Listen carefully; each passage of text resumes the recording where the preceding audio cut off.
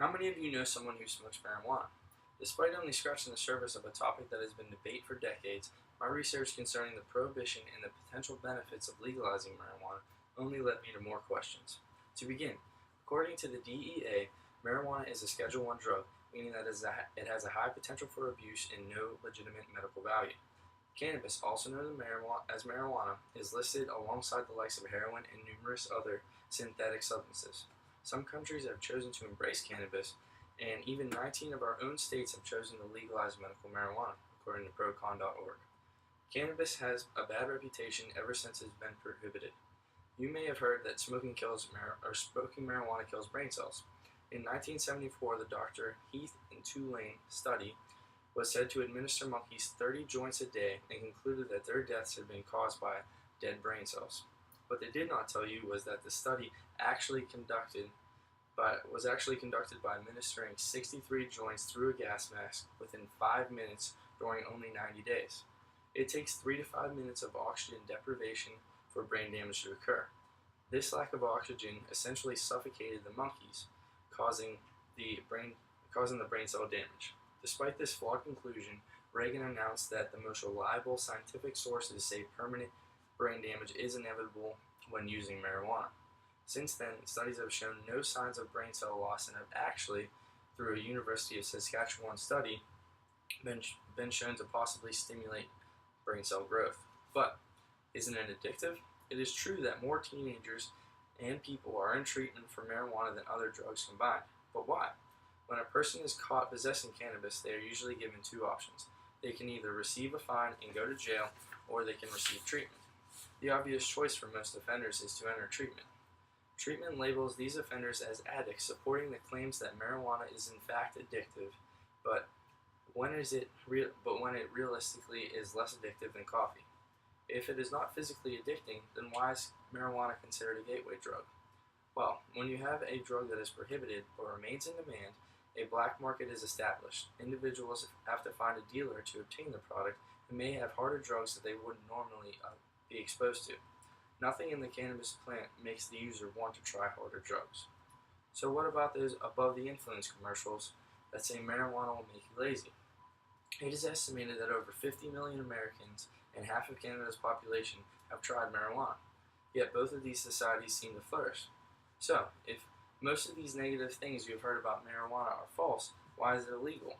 Well, marijuana is actually used to be one of the largest agricultural crops in the world. Hemp can be used for medicine, fabric, lighting oil, paper, and much more. The first marijuana-related law essentially ordered farmers to grow hemp. Despite being completely unrelated to marijuana use to get high, hemp was lumped into the reefer madness of the early 20th century.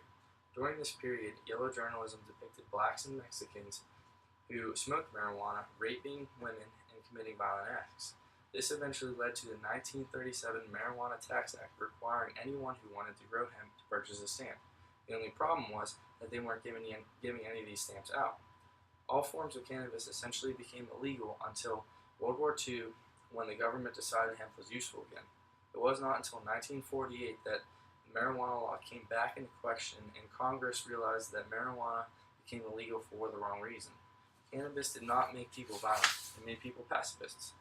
Marijuana was now illegal for the exact opposite reason that it became illegal in the first place. In 2009, there were nearly 860,000 reported marijuana arrests. Studies have shown that despite the high levels of enforcement, the penalties do not deter the use of cannabis. These offenses put nearly 60,000 individuals behind bars, costing taxpayers over $1 billion.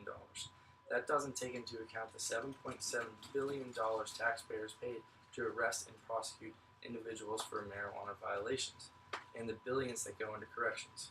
Billions of dollars would be saved and tens of thousands of positions in prisons would be freed, thus lessening the prisoning overcrowding problem in the United States. It is estimated that in British Columbia, Canada, the illegal marijuana market generates $7 billion annually and employs anywhere from 90 to 150,000 people. In the United States alone, over 50 million people have tried marijuana, 14 million of which claim to use regularly.